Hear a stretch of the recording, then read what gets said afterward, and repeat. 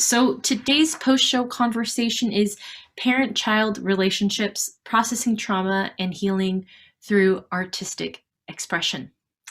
We are joined today by Melanie Elvena, the programs manager of Asian American Women's Artists Association, whose mission is to advance the visibility and recognition of Asian American women in the arts. I wish I knew about you a long time ago. Um, so in terms of format, what we're going to be doing is that we'll have 30 minutes of of a conversation with Melanie and me. We'll be talking about this topic, and then we'll open it up for audience Q&A for the last 15 minutes. So you can put your questions into the chat, and we will try to get to as many as possible. Melanie. Hi. Thank you so much, Susan, for inviting me to talk with you and presenting your work. This is my second time watching it, but it still really gets to me. I really wish I was able to see it in person. If you ever do it in person, please let me know. I would love to see it with everything in the theater and with you there. It's just a beautiful piece of work. It's such a tribute to mothers and daughters and family relationships, and which is what we're talking about today. So Yeah. I mean, so how are you feeling, or which reflection question did you do, and like? Yeah. Oh man, I'm feeling a lot of things, honestly. But the reflection question that I chose was the one about the Buddhist monk who said the lotus knows that it can bloom beautifully only because of the mud. The lotus flower does not need to get rid of the mud, but without the mud, it will die. Unless we have garbage, we cannot have flowers. I think that really and especially talking about, like, our relationships with our parents, that really speaks to me in this moment, just because there's always going to be some sort of like tension and hardship, right, in life and in dealing with our family.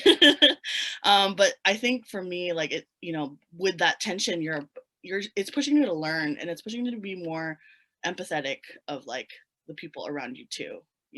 Like, there's always going to be a balance between sadness but also joy, which I think you really embody in your play. Like, for me, like, it was really surprising as like, oh, we're dealing with some heavy topics, but there are some joyful moments too, even if you're being insulted or whatever it is. And so, there's always going to be a little bit of both, and knowing that, it's like, okay, even if you're in a hard moment right now, dealing with whatever it is that you're holding, there's going to be some light, right, eventually. Yeah. Yeah, I know. When I read that quote in a book, it's an inner peace book that I'm reading from him right now. I was just like, damn it, you're right. Like I just want the lotus flowers. Right. Yes. Why can't we always just have flowers? And I And think that's something we're used to seeing too. It's like, we're all, social media, we're always seeing like the beautiful things, the wonderful things that other people are doing, but it's like, that's not everything. There's so much other stuff that we are experiencing that we don't always talk about and that we don't always see, right? do you think that there's anything specific about the trauma we experience with Asian American parent-child relationships as opposed to just general parent-child relationships? Like, is there something that screams at you that is like, oh, it's so different, or is it always just hard? I think it's just a very unique experience. I really relate to how you kind of interact with your family, because I'm also a second generation immigrant. My family, my parents are from the Philippines, but you're always sort of aware of that, right? You're always sort of aware, oh, my parents came here from another country. They're culturally have different views and ideas. And then they had to uproot themselves and come to this country to try and survive. And they sacrificed all this stuff. And so you're always like really acutely aware of that realization. And there's part of me that's like, I appreciate all that they've done for me and that I'm here and I'm able to have the opportunities I have. But also there's also the tension of like, they have so many expectations because they had to go through all of that. And then they're putting all of their hopes and dreams into you, which is a lot to deal with. There's just like a big umbrella of just like guilt, like right, all the time, following around, right? Totally, like, am I doing enough? Am I pleasing them? But should I do things for myself? There's always kind of like a tension between like you wanting to be your own person, but always also thinking of your parents and your family, and wanting to also please them as well. And I see a lot of that in your play. Yeah, describing your family. yeah. It's so, it's like they had sacrificed so much to come here, and their dream was really so that we could have this choice and freedom in what we do. At the same time, we are still traumatized from the struggle of coming over and what we had to leave and all of that. And it's like this desire for stability. Right. And wanting to be able to provide more for themselves, but also their family. Like your mom also, you know, sent money, I'm sure, back to your family in Vietnam and then brought them over here. My mom did the same exact thing. And there's always, and in our culture, we call it utang na loob, which literally translate to your inner debt. And there's That's pretty always, explicit. That's pretty explicit. it's very explicit where you're always sort of like owing something more to your family, right? And so that's always kind of just like hanging over you. There's like pros and cons to it, but it's always something. Even to my mom, to this day, my mom, you know, she talks about how that still hangs over her. Is she doing enough for even for her own family who's still in the Philippines, or the ones that she's brought over, you know? And so there's, I think all of us are just like holding on to that trauma and are trying to navigate that in different ways, you know? Yeah. Yeah. Yeah. I think like my dad didn't like, he's not excited about me being an artist or talking about our family trauma on stage. Like that wasn't part of his plan. Totally. And for me as the dutiful daughter, I was just like, I've been feeling a lot of guilt and shame around not taking care of him and giving him money every month. And for me, like when I had started on this journey about 3 years ago, becoming a full-time artist, I was like, I'm gonna get there. I'm gonna get there. Like, and when I do that, I'm gonna feel complete. I mean, he's not like asking, but that inner debt is so real, of so much sacrifice, so much, just everything. And now I'm able to give a little bit per month, and I'm always kind of like, okay, how much more can I do? You know, how much more? And I that's my conflict as an artist, is like the self-worth part and the enoughness. Like, when is anything enough for anyone, and for the debt that I carry, and then also like Yes. for Oh myself my as an gosh. artist, you know? Yes. That is always, I feel like as artists, we already carry that. Like we're always putting our work out there and we're already like, is it good enough? Are you gonna support me? Like what's going on? And then but then we have that and we also have our family. Like there's dealing with the family and like that expectation too. It's just you're like, I feel like regular artists are just like, okay, I'm just gonna focus on my work and like getting it out there. But we're like, oh, our work. But also, what does our family think of our work? And do they even support what I'm doing right now? You know? Right. Right. And then in addition to that, it's like, oh, I got to promote myself and sell tickets, you know, and Yeah. like be all these other things. Like, you're essentially a small business owner as an artist, right? And like you're trying to just do so much, and there's so many voices. It's just like Yeah. it's a lot. Totally. And you know, at AAWAA, like the artists that I interact with, all of us have this. All of us carry this sort of like this, that's that voice in the background, right? Like a lot of us when we're like doing our work or like anything that we're exploring, there's always a tinge of that in the artwork, which I think is really interesting, especially as like women too. Like I feel like we're always trying to, you know, gauge, oh, like what's the room like, you know, what's the emotional state of everybody around me. And so The extra labor we do. yes, the extra labor. And so we're putting that emotional labor into our work as well. And I see it all the time. It's just, yeah, really interesting that Right. we, And then it's like, okay, actually just do the work. Like, now go create something, right? yeah. So you're based in the Bay Area, which is where I'm from. And, you know, I'm curious, like, which other artists are doing work around parent-child trauma, or how that relationship is evolving, especially as our parents age? Like, were there any exhibits that you've ever been to where you're like, oh my God, like, now I can think about that in a totally different way? Right. Well, I just like seeing your show just really brought up a couple years ago. We have this program at AWA called the Emerging Curators Program.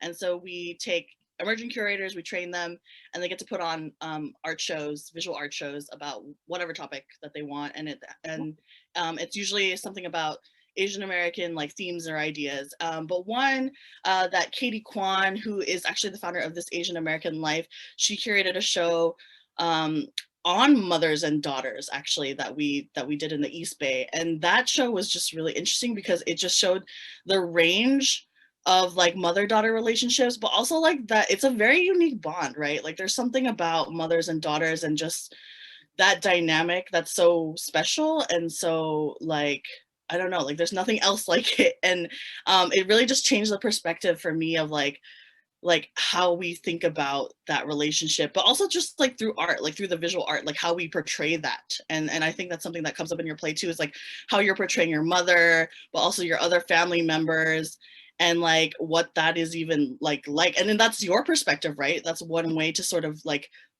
how you view them, but then they also have their own perspectives on like how they live and who they are as people. And it's just, yeah, that show was like, that really opened my eyes to like, oh, like that's something that I, coming from an Asian American lens, it's very, very specific. And then how we talk about these cultural things, like how I talked about Utang ng Loob, and I'm sure like other sort of cultural ideas of like what's expected between mothers and daughters. And so, yeah, that was one where like, it was just really cool to see portraits, but also poetry, and films that just talked about like, there was one documentary that was part of it where the artist actually went in and it was like a documentary they had produced like a while ago, but it was basically them going back to China and trying to figure out their own mother's story, kind of in a similar way that I, like with you were doing all this research, right? And just digging, trying to figure out who your mom was and like what she wanted out of life and everything like that. And so, yeah, I think that's something that just like comes up a lot for Asian American women artists in general. Totally.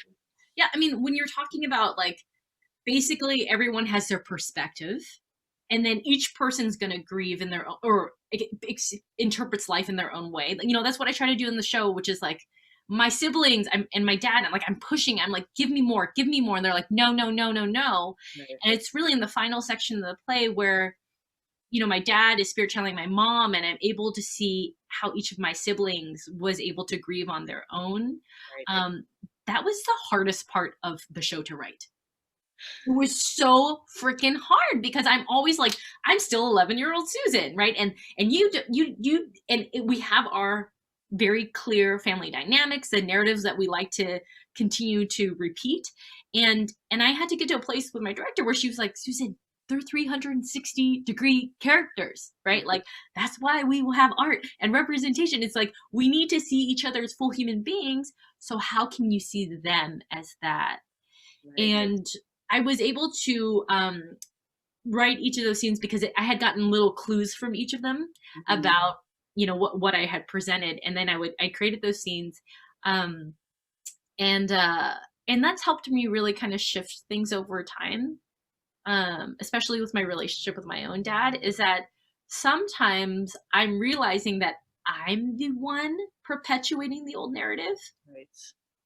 And that like, if I want them to also be different and for us not to default to this place of this way we communicate, which is, I don't love, right? Like, I need to change too. And the onus is on me. And that sometimes when I'm in those situations, it's quite scary to do, because there's that comfort in knowing, well, at least we know when we're dysfunctional in that way, at least we know what we're going to get. Right. And it's like, as we're all aging and we're getting older, now we're the adults, right? Like I'm 36 now. And like, now I'm just like, oh my God, like I'm the adult. Yeah. And I've been especially feeling that way with the pandemic, right? Because my parents are older now, and I'm just like, I don't want them to get sick or die. So then I had become the parent and was like, what are you doing? Where are you going? Let me get you groceries. Like, we've kind of like switched roles in that way, which is just like really interesting, thinking about that. But that's the thing I think that's beautiful about your play, but also just art in general, right? Like, it really is a way to sort of express the things that are indescribable and unspoken, and all those subtleties. And I was just wondering, like, in doing this, and especially because you're saying like that scene was so hard for you to write, like, has that kind of changed your view on the way you see your mom, the relationship with your dad, or any of your other like family members? I mean, I gotta say, 3 years ago, before I started all this full time, like, I was in a really different place with some of them. Like, some of them we always have a certain type of bond.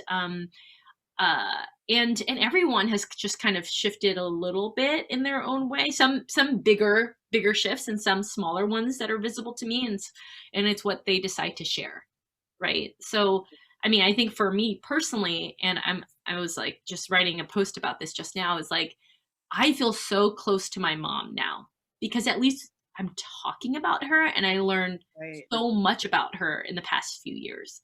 because she's actually been gone for 25 years. And it was actually like a good 2 decades where we didn't talk about her because the nature of her death was so shameful. Mm-hmm. And then it's so crazy because like she's like a powerhouse. Like she's a badass bitch. You know, she's like the woman. She's like this amazing matriarchal figure, and then all of a sudden she just becomes like invisible, and in doing so, like forgotten. Right.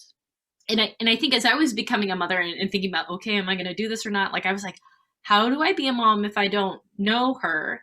And also, what will my son ever know her? Right. If we don't keep that alive, right? Like it's actually up to us to keep these stories alive. And so even though my family, they were all in different places about wanting to talk about her, like I knew like for my own process, I had to do that work and I had to do it for me because I felt like my entire life I was filling this void with so many things, whether that was like drugs or sex or bad relationships or I don't know, just like disappearing to the world, like doing like all these different things to see like, will I still feel whole? Can I return that feeling of wholeness? Right. And then it was like, no, I can't, right? I had to do my own work around that, irregardless of what everyone else felt. And like, I have pushed different family members' buttons while doing this work, but those who have seen the show, they know that the purpose of this is not to vilify. It's not to point fingers. It's actually to say, hey, can we look at past trauma? Can we actually give ourselves permission and space to feel it and honor and validate the feelings and experiences and then allow to free that so that it can now transform to something new instead of just be pain. Right. And I think that's the transformational part about art, right? It's like you saying and asking them these questions, that's one way that they are interpreting you trying to do whatever, like dig through this history. But when you show them the final piece, I feel like that's when they sort of understand, like, oh, that's what she's doing. She's not trying to, put this up and show the world like this traumatic story. She's really just, for me, it's like you're honoring your mom. You're honoring her story. Yeah. And then art itself, the process of making art is crazy because like while you're doing it, you don't actually know where you're always going to end up kind of, like, so it itself is its own immersive process, like for the self, right? It's not like I'm here to make a widget and I'm going to make the widget and then I am done, right? It's like, I have this deep question, which is like, why do I hate my body? And why can we not even talk about mom? And then it turns into this thing where it's like, it's actually honoring her legacy, right? But that wasn't the initial guiding question when I started the piece, right? It was like, am I enough? Could I be a mom? Like there's all this like fear and doubt around it of my own personal life experience. And then all of a sudden it was like, it all tied up in the bow at the end, but along the way it didn't feel that. Yeah, in the middle of your process, you're like, what am I doing? What's going on? And it's obvious, like there's the part where you ask, am I exploiting, this story? And then your mother's voice comes back to say like, no, don't cover up the story. And I think that's just so powerful. Like, so I guess I'm another thing I wanted to know is like, you spent so much time, you said 4 years researching, 16 months trying to put this together after now 25 years of silence on just like what happened to her. So what has that been like, uncovering this story and telling it to the world? And has that helped you heal? Has that helped with your healing and grieving process? Yeah. I never thought it would turn out like this. Like originally when I set out to do any of this, I was like, okay, if I'm going to do this mommy thing, if I'm going to take my IUD out, I just want to be on stage again. Cause I had done stand-up comedy 10 years ago and it was like, it was kind of going somewhere. And then it was like, I got booed off stage and it was like super traumatizing. And I was like, just kidding. That was a dumb idea, but there was this like calling to the stage. Right. And so I said, okay, let me just try. And really I was going to do solo performance and I was going to be like Andy Kaufman and do like something super weird. And like, I was experimenting and putting like raisins in people's mouths when they arrived and like staring at them. Like that was like how I started as a performance You're like, artist. I am a performer. Let me show you how I can perform. Yeah, like let's talk about the mind, man.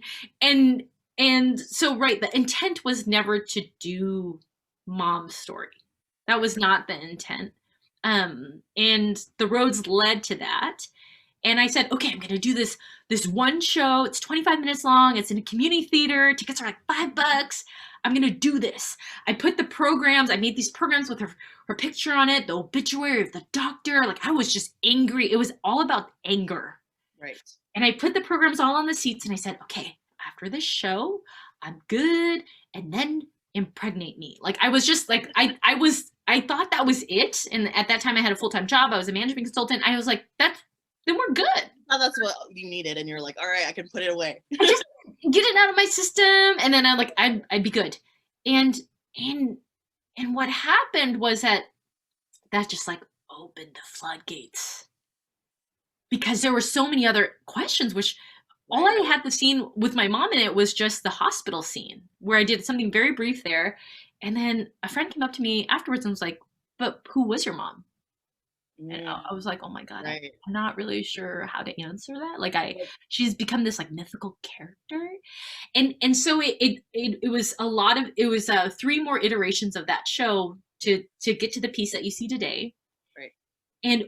And what happened is more and more people would come up to me after the show and tell me their story about their bodies, about loss, about misunderstandings and trauma and all this stuff. And I was like, whoa. And the line it happened every time. It was so beautiful. And I was like, wow, this is not actually just about me and Susan wondering if Susan is a coward and can Susan be a mom? Like I realized I was like, through my vulnerability, I just saw this opening in everyone else too. So by the time we hit 140 pounds, as you see it today, February 2019, it was like sold out the run, 1,300 seats. It was awesome. And then I realized I was like, I'm supposed to do this. You know, like it's feeding me. And what was scary was the writing process. Like that's when I would fall apart. I was crying all the time. I was just like overwhelmed. But doing the show on stage every night, like it comes from such a powerful place, you know, of knowing that I'm creating a portal for healing for other people. Before each show, I like look in the mirror and I say, Mom, we're going to do this together. I need your help. Let's go. That's beautiful. And I will say along the way, I did get insecure, like, whoa, like, is this too much? Like, should I stop? And it was actually, there's one of the lines where we talk about the fortune teller in Windsor. So she's a psychic, Cindy Clifton. She's amazing. Okay. And when I saw her at one point, and I asked her, I confirmed that my mom was on the other side by asking very specific questions. So not just like, Mom, do you love me and miss me? It's like, Mom, my sister was at your gravesite last week. What happened? What happened that was unusual? Or what is my brother's favorite Vietnamese soup? And guess what, folks? It's not pho, right? Like, and once we got that confirmation that my mom was on the other side, I had a really intense dialogue of like, should I keep doing this? And she's laughing and she was like, this isn't about you. And I was like, okay. She's like, we have work to do. This is about everyone else too. And I will say, like, that gave me permission, like that gave me freedom to know that Mom was okay with it. And also that point where I said, don't cover up the story. Like she came to me and I saw her and I don't see ghosts. Like, and that was like one of the few times where I was just like, many times along this journey, those 16 months, I stopped, you know, where I was like, what am I doing? So it wasn't what I sought out to do, but now when I like having these times to do these screenings and talk to people and get notes from people, like it feeds this very deep part of my soul. I'm like, Melanie, I'm walking on my path. Like I love the work that I get to do. I can't believe this is my full-time job. And so it comes from this very beautiful place. You know, it's very life-giving. Totally. And I think a lot of my artists at AAWAA, our community artists, feel the same way. Like you talked about it as like a calling, right? Like a lot of the artists, like some of them, especially like who started their art practice later in their lives, they kind of have a similar experience where it was like, I had to do this. Like, this is what I'm almost like meant. Like, you talk about fate and destiny, right? It's like, this is my destiny. This is my fate. It's like, I need to tell this story, or I need to do this work in order to, and then, yeah, like you said, it's not just about you. It's about being able to relate to other people's experience. Because even me just seeing your work and how it touches me, because it reminds me of, you know, the way I see my mom, the way I see my family too. And it's just, yeah, it's really healing to see other people who have similar experiences to yours. You're like, I'm not alone. I'm not, you know, experiencing especially the hard stuff alone, right? There's other people who have gone through this or something similar. But at the same time, there's this big, big but, which is like, I'm Vietnamese. We come from a line of Confucian thinking. Right. It's about the collective, Totally. right? And like what I am doing as a solo artist is egotistical. It's selfish. It's breaking group harmony. You know, like I'm seen as too emotional, moody, wanting attention. Like there's still like this like huge wave of judgment that I get from my family and myself. And then it's kind of like, oh, now go on stage and also try to sell some tickets. You know, it's like, there's like so many different pressures that I'm always kind of facing and wondering like, okay, wait, who's right? Like, should I keep doing this? What's okay? What's not okay? And then the other element, which is like, well, actually artists shouldn't censor themselves, right? The very nature of the reason why I'm doing this piece is constantly we're not allowed to have feelings. Constantly we have shame and guilt. We have that inner debt. Mm-hmm. And so it's kind of like you're trying to grapple with all those things and produce art. Right. And then with like being Asian American, also a woman, and like we're supposed to be perfect and not have like, you know, hardship and feelings. We're supposed to be the model minority. There's also all that pressure too, right? Yeah. Actually, speaking of that, I just launched a podcast called Model Minority Moms. Oh, yes, I saw. Awesome. Yes. I'm a podcast fan, so I was like, oh my gosh, I'm totally gonna follow this now. Yeah, and it's like so I went to Harvard, and I have two other Harvard Asian moms who are my girlfriends, Kate and Jeanette, and we just get really real about the fact that it's like, oh my God, I gotta be a dutiful daughter. I gotta be like an amazing PTA mom. I gotta like kick ass in my career. Like I gotta have like girls' weekends. Like you're just like so many layers and be nutritious and like have fiber. You're like, oh my God. You know, so anyways, that's our podcast. We get really real about that. A Kemi. There's a Kemi. Hello. Oh my goodness. I feel like we never allot enough time for Susan shows. It's just amazing. It's so fun talking to Susan. Okay, so you know. But I do audience questions. Yes, I wanted to let you know that the chat has been absolutely exploding with questions and just feedback and reactions and feelings, and I'm so grateful to everyone for, you know, sharing how you are processing and thinking. And I do have a very nice list of questions. Thank you again from our wonderful audience. So I'm going to respect the order in which they came in. First up, we have someone was curious to hear how Susan's family, your family, reacted to the play. I think you were talking about this a little bit, but if there were any other notes, you know, and also whether your relationship with your mother also changed since you've performed it now for a couple of years. Yeah. So I mean, my mother and I are tight. You know, I light incense. We're good, and I have her picture up in our house, and I look at her and I talk to her, and I get signs from her, so I feel very close to her. In terms of my family, I would say it was until I went to see Cindy Clifton to get that information from my mom, and they all listened to the recording. That's when my sister's energy around the show changed, and then she like hopped on board. She was very supportive. She started coming to the shows and seeing the audience reaction and their commentary and seeing like, oh, okay, this isn't just about Susan. And then Kang came on board, and I remember the world premiere, they came to the post-show Q&A, and they've come to the sequels Q&A, and every time I'm in San Francisco, they come. So that's been great. Ba, my dad, and Hang, they don't want to engage. And I think that's part of this too, which is like with grief or with family stories, you also have to respect people's boundaries. Like I can always provide invitations, but I can't actually shoot on them too, right? Like talking about the past family dynamics, like life used to be a certain way, and like if I want to have like an adult relationship with him that's mature, I also have to like allow them to have their space. I have run into some controversy. I recently created a letter called Dear Ba, a letter I would never send to my father. It was with the Wing Luke Museum, and I actually uploaded it on YouTube. And my dad loves YouTube. Like, he loves watching cooking shows in Vietnamese. And I'm so dumb because I was like, duh, he loves YouTube, Susan. So he watched this letter I would never send him. It's about intergenerational emotional distance. And it's banned from my family. Like, we had a really intense discussion, or they weren't two-way discussions. There was like one-way discussions.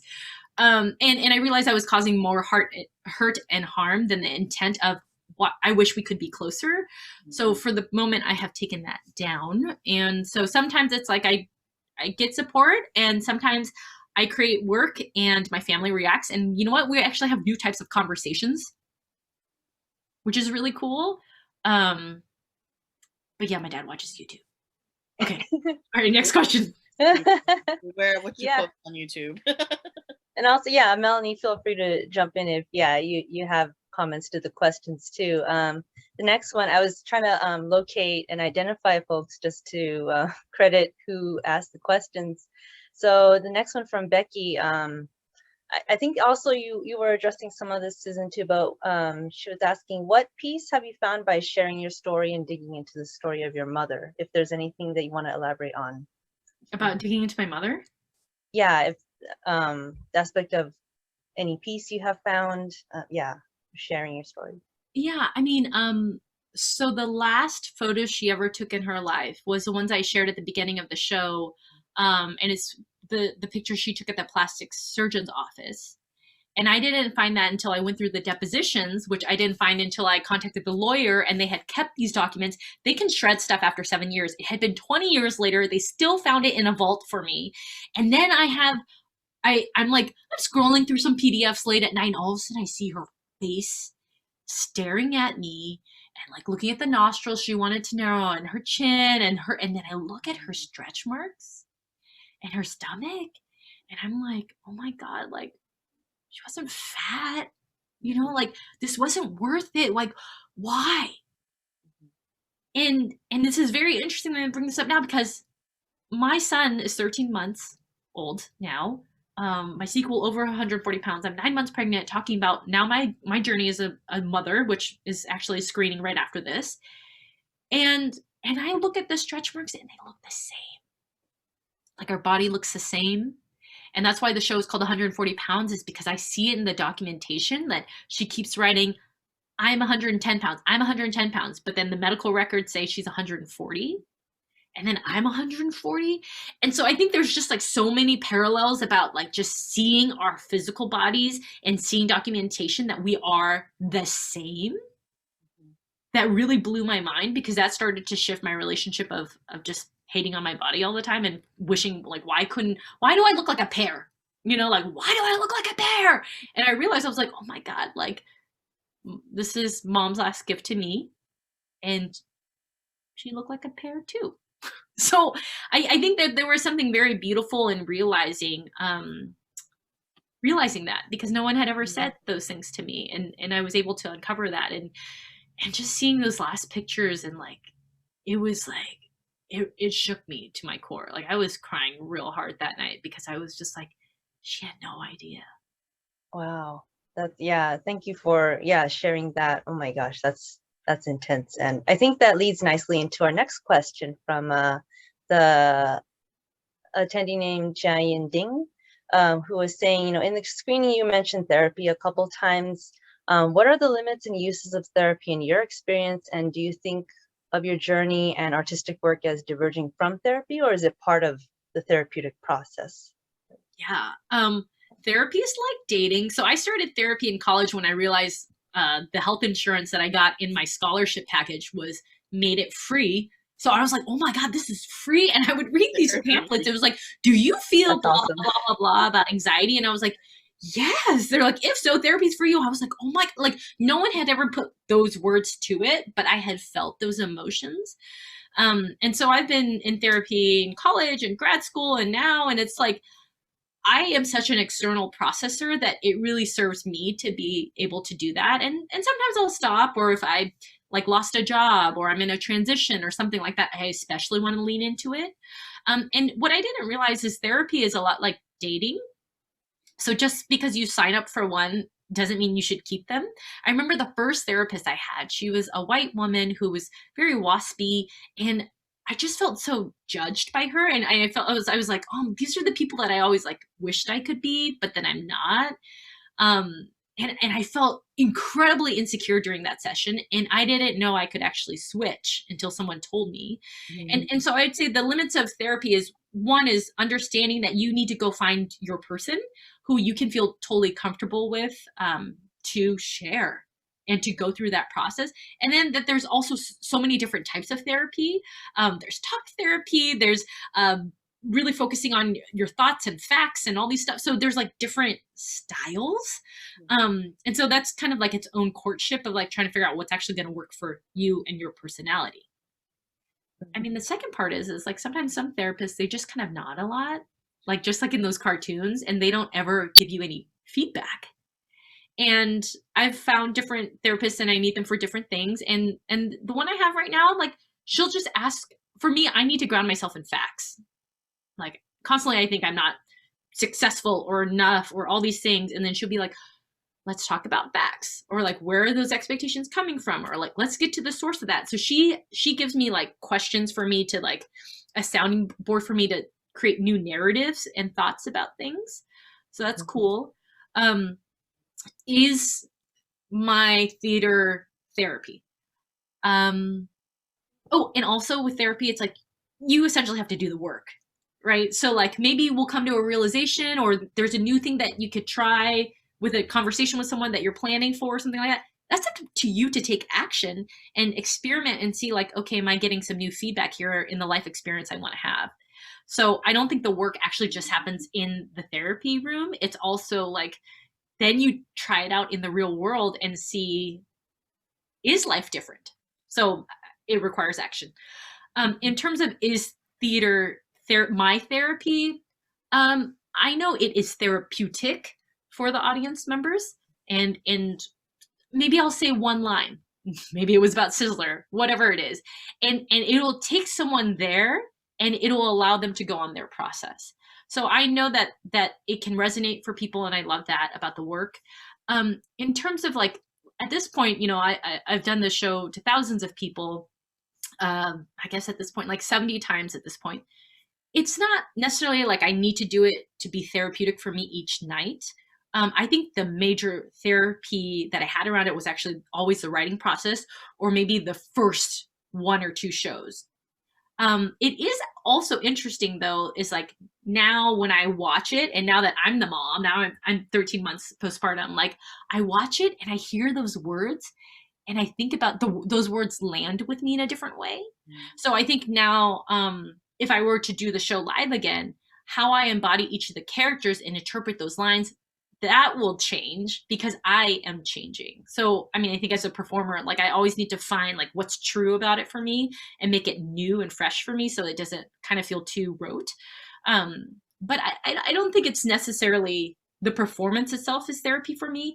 I think the creation of the piece, that's more therapeutic for me. And I really appreciate, first of all, just this conversation about mental health, about therapy, because I feel like a lot of times with like Asian American communities, we don't talk about things, especially stuff like this. So this is great. I'm glad your play also mentions it. But I really like the fact that you also talked about therapy being work, and your art being the work that was kind of part of your therapeutic process, because that's not something also that's talked about all the time. It does take work to go through, like. Yeah, because you'll go into the same cycles of your behavior. Exactly. And then sometimes you need a third party neutral person to be like, this sounds like this has happened before. Yeah. And then you're like, oh yeah, so like, but there's no judgment there. There's no, and it's a service. Like, it's not like you're burdening a friend or a family member, or like, you know what I mean? Like it impacts your real life relationship with them. It's someone who's just like a neutral party to help you process something, which is a gift. So I have about 3 more questions. I am also looking at the clock and being mindful of of people's time. So I did want to verify with Susan and Melanie. I could squeeze in one more question, or if we want, Just how, do how are we feeling? I have a question that I want to ask Susan eventually. But yeah, we'll just do it. Let's see the audience ones first. Okay, so we will. Yeah. Yeah. Like, yeah.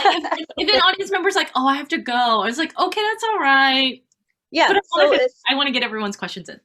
All right, awesome. I'm gonna go through the questions. We do have like, I think our last hard stop is like 4:28. Okay, do it. For our next show. But in the meantime, for any folks listening in, if you do have a hard stop at 4, please stick around for at least 2 more minutes so I could pop in some more links on how you can support and follow and look at all the stuff. So before I do the links posting, I wanted to throw out the next question. This is from Shelby, who is saying, Susan, how are you continuing to untangle/dismantle fat phobia and body shaming within your family when it's so ingrained with food and showing love and insults and like an ancestral definition of care? That's a lot to unpack, so go for it. Well, it's funny because it's like, we all know what the show's about. My family all knows what my mom died of. And yet, like, there's still like these lines that kind of get lobbed over. And like, I'm a deer in headlights. I'm not, so, like, that's my honest answer. Sometimes I just don't really engage. Like the other day, I'm on a call with my aunt and we're on FaceTime. She goes, does my face look fat? And I was like, oh, well, that's a landmine. And the socially acceptable response would have been, no, it's not fat at all. But I just didn't want to respond. I knew that that's what I was supposed to say. And then I didn't like it for so many reasons. And then I just kind of just looked at her on the phone and didn't say anything, which is still a response. And in last night's program, we had the co-founder, Elizabeth Scott of Body Positivity. And she said, how do you come from a place of kindness and curiosity when asking questions? So instead of being aggressive and antagonistic and mean about it, how do you come to a place where, because I was like, can you coach me through this? Because I was a coward, like literally 2 days ago. And she was like, can you ask your aunt next time, what do you mean by that? Like, what is the significance of that? Or what are you trying to find out? Like and I was like, well, of course I could have asked that, but I didn't, right? I was just processing. I was just reacting to my own baggage about it.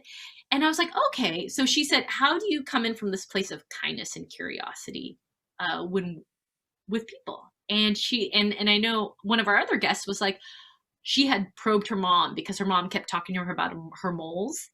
And then she asked her mom more, like, why, like, tell me more, like, what are you concerned about? And it was actually something the daughter didn't expect the mom to say. And so there was this like opening for new understanding. So that's that. But recently, someone had said something about my body, my postpartum body and my family. And I was like, I actually don't like it when y'all say that. And someone said, who cares? People have been saying that your whole life. Why does it matter now anyways? And I was like, oh, that was like another knife. And I feel like oftentimes like, we talk about intergenerational trauma across generations, but really, I think whether or not we persist them across generations is actually how are we with our peers, and how are we speaking up about things and talking about things. And I think the male experience is very different from the female experience. And so it's hard. It is hard. It is not easy. I wish I could say it's easy, but it's like with family, they know exactly where that button is and they know exactly how to do it. And that's what makes them really special is they've known you your whole life. And it will still sting. Like, even if I walk away from that, and like, I still think about it. And I don't know, like Melanie and Kemley, do you have thoughts around this? Oh, yeah. Yeah. In Filipino culture, they do not hesitate as well to comment on your body or your appearance, and it's very traumatic, right? Growing up having to deal with that. But like recently, you know, as an adult, and yeah, trying to be more body positive and looking at myself in a different way, I kind of had to do what you did, Susan. I was like, I had an argument with my mom like last year about this, because she would always say like, oh, like you should do this more and you should do that more, and I'd be like, Mom, like I had to put up a barrier. I had to be like, Mom, this is a boundary. Like you cannot talk about my body in that way. You cannot comment. Like my health and all that is between me and my doctor. You are not my doctor. She's a healthcare professional, so there's that too. On top of that, but I had to tell her like, you know, that's between me and my doctor. I want you to just love me as your daughter, and that's it. And she got really upset with me. We had a big argument. We cried, blah blah. But like a day or two later, she came back and she actually apologized to me. She was like, you know what?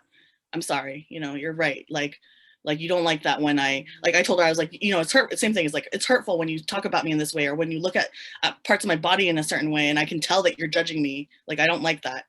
And then she kind of reflected back. I was like, you know what? I felt that too. Like she told me growing up, like her aunts used to pinch her cheeks and say like how fat they were and things like that. And she was like, yeah, I didn't like that either. So I'm sorry. And then that's been, you know, and it still kind of creeps in. She wants to do it, but like me just being like a hard stop, like, hey, this is how it feels like, and having her reflect on it in her own, like, you know, childhood and growing up, she was like, oh, okay.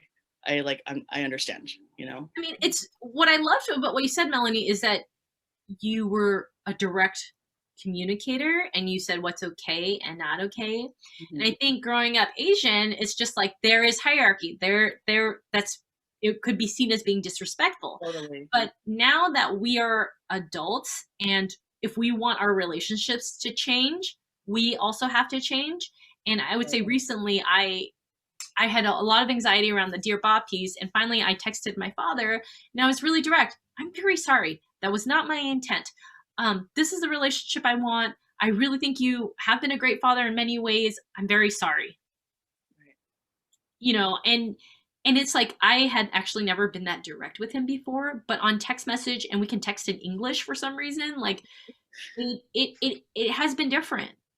So I would advise that person, it's just like, are there ways that you can communicate how you really feel? And can you experiment in different ways, in different methods, and see how it lands?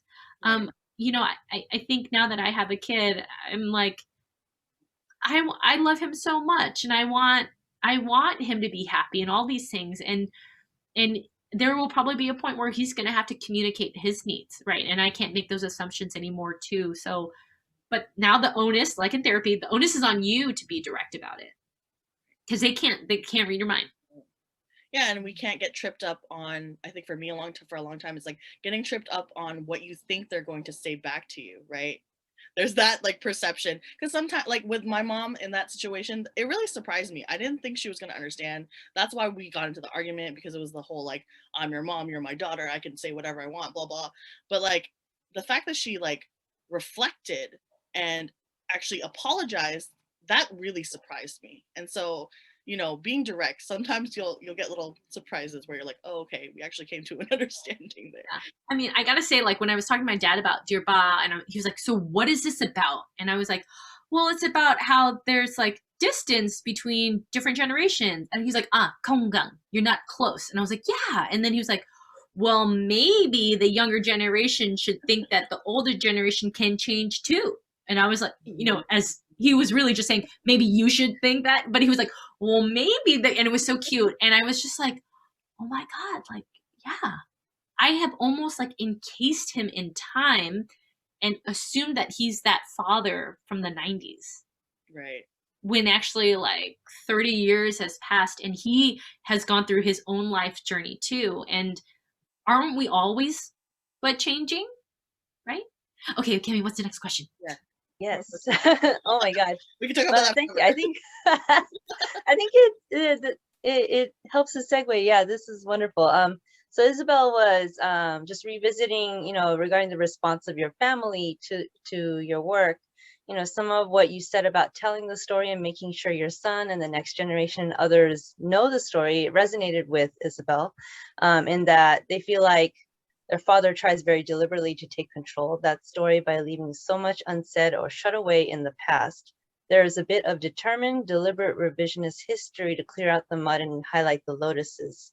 So the question from Isabel is, how have you grappled with that? You know, giving others agency over their stories and the stories that they want told, but also making sure not to cover up the stories that are hard for them to tell, and creating healing for yourself and also, you know, others in exposing some of the mud. Yeah, yeah. You have to respect people's boundaries. And also remember that this story wasn't just told to me from one person. I created 140 pounds through like physical artifacts, the depositions, one lines that I would hear from my siblings. Sometimes my aunts would be kind of in a place where they felt like they could talk a little bit more because we were just chilling for a few hours, just eating food. You know, it's like, are you catching people at the right time? Are you also asking really specific questions that are not intimidating for them to have a way in? So it's not like, where were you on the day my mom died? It's more like, hey, when you two were growing up, like, was there a game that you would play? Or did you two walk to school together? You know what I mean? Like, it's like just like a totally different way in. And also I would say letting them know your intent and your curiosity, but not expecting them to give you everything all up front. Like maybe they have to go through their own journey with that because yeah, there is PTSD around it. You could be triggering a lot of stuff and everyone has their own demons. They really do. But as long as you know, and I heard one tip was like, write out all the questions you do want to know and just give it to them, but don't expect an answer. And maybe, as Melanie has said, they will surprise you or they'll do it in their own time.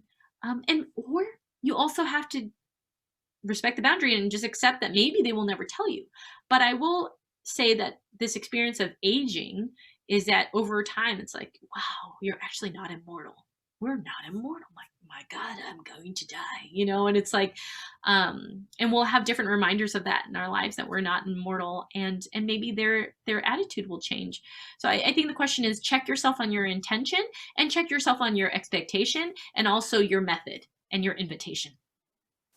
Because I came from a really angry, demanding, sad place. And that was like a lot of energy for people to take in. And they're like, whoa, I'm still not ready. Or their phrase of I'm still not ready is get over it. We all did, which is their own, like everyone's projecting their internal experience, right? So then it's like, okay, well, what's another way in? What's another way in? So it's like, it's getting really creative of just finding other ways in instead of like, well, I asked you the question and you did give me the response. So you're holding out on me. You know what I mean? And that's like, it's like, wait a minute, they're very complex beings. So what is another way in? I think too, Susan, the way that you asked some of these questions to your family members was also a place of empathy too, because like I just remember that scene where your dad, whenever he would bring up like, you know, the sad stuff, it would take him like a day or more, right, to get over it because it was so like sad and traumatic for him. But then when you asked him about like fate and destiny and how they met, as like coming from a place that's like, oh, let's talk about like a happy time or a happy moment, and then that will lead into more things. Like I think that was a really great way of like getting him to open up more. Yeah, that was beautiful. I mean, and I will say he actually, like, he won't talk about the day of her death or like there's a lot of open questions around that. But like if you were part of the pre-show experience, like, yes, he wanted to tell me about Tom's gardening service and how that came about, you know, like those were great times and that's beautiful. But the other stories that I have to find them from other ways and other people, because there are certain things that he's okay talking about and not okay with. And it's just like, okay. And those are the stories he wants to tell and doesn't want to tell. Right. From his perspective too, because yeah. So I wanted to I'm at the last question that I had collected, and then Melanie, if your question's still unanswered, go for it.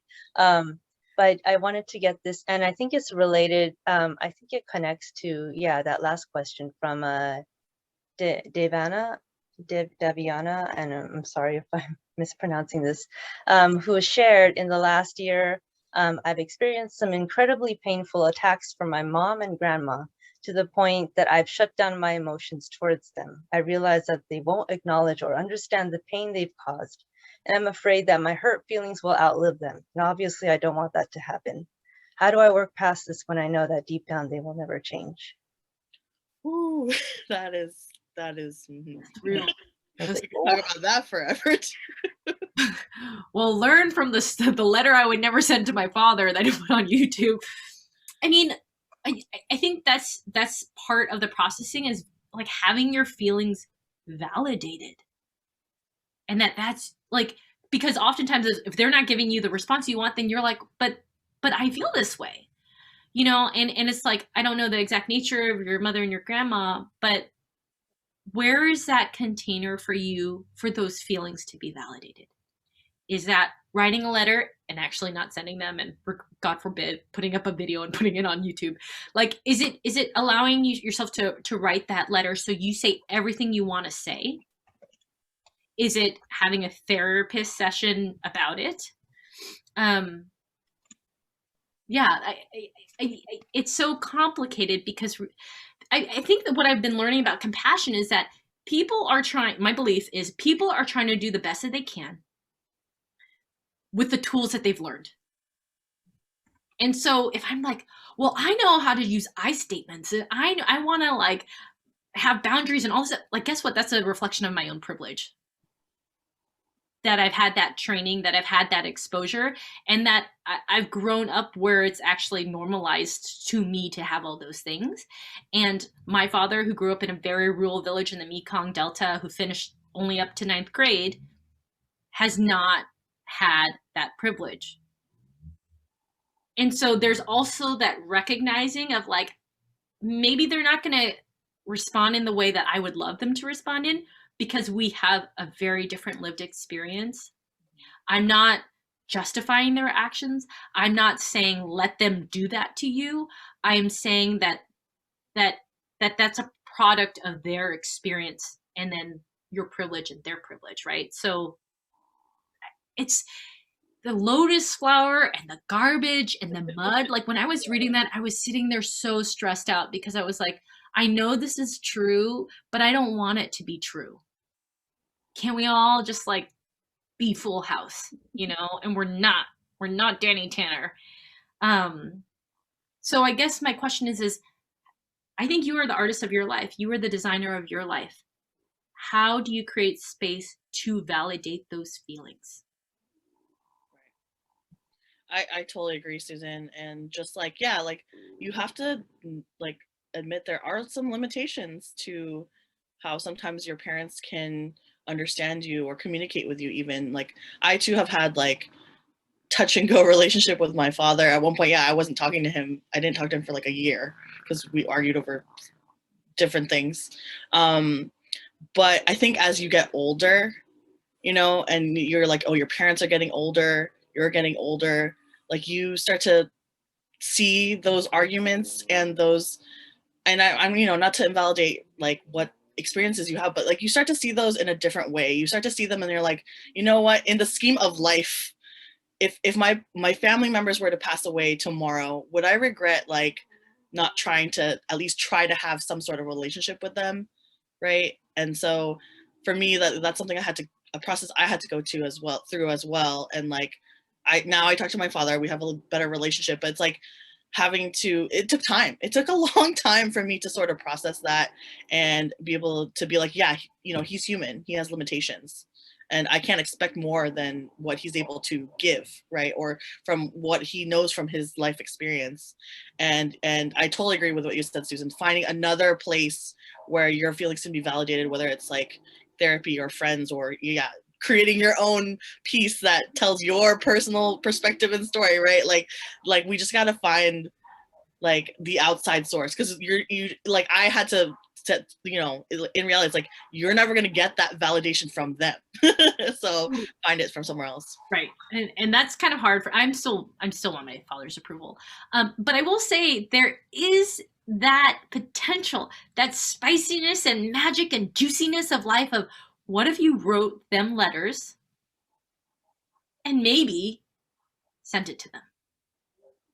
Because for me, I know like it's actually quite hard for me to communicate with my father on the phone. Like we can talk in Vietnamese, but like really expressing emotion is quite hard. It's very hard for me. But on paper, at least I know I said everything I wanted to say. So I just offered that as an invitation. Thank you for that. Yeah. We are 18 minutes over, so I wanted to wrap up. I have nothing else except for my very, very short closing remarks. So I just wanted to give you both a minute, you know, yeah. Melanie, you have an exhibit open right now. Yes, I do. AAWAA has an exhibit open physically at Silmar's Cultural Center called in San Francisco. In San Francisco, Sewing Agency. So it's about Asian American Pacific Islander artists exploring environmental justice, but also through other BIPOC lens. So not just the like mainstream narrative of what environmental justice has been. It's like, so yeah, come see it. It's in person. You can get time ticketing, but you can also see it online virtually as a gallery that you can actually walk through the space, which is really cool. I'm quite impressed with that. And we also have a panel coming up next week with Asian Art Museum that's going to be we're going to interview some of our artists, and our curator is going to moderate talking about, you know, art and environmental justice movements. So please come. Kemi is posting the links in the chat. We'd love to see you there.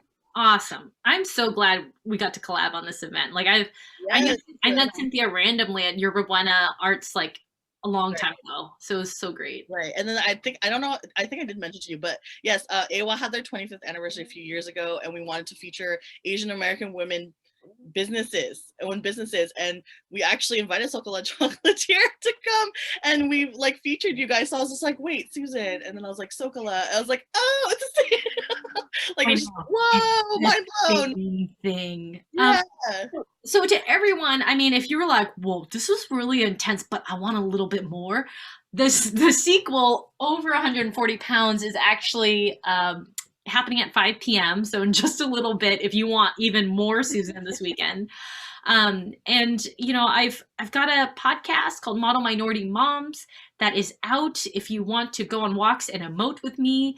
I am working on a book. My memoir, which this show is based off of, and it will be coming out in 2 years. So I hope you can get the book and support me then. Kemi, Oakland Asian Cultural Center has been the most amazing co-presenting partner. Is there anything else you want to say before we wrap up? All I have to share is gratitude.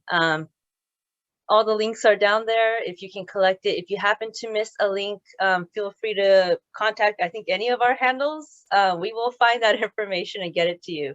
So again, I'm echoing, in less than an hour, we're going to start the sequel. And it's the final show. And actually for Susan, because of her amazing book deal, it's probably her last public appearance for a while.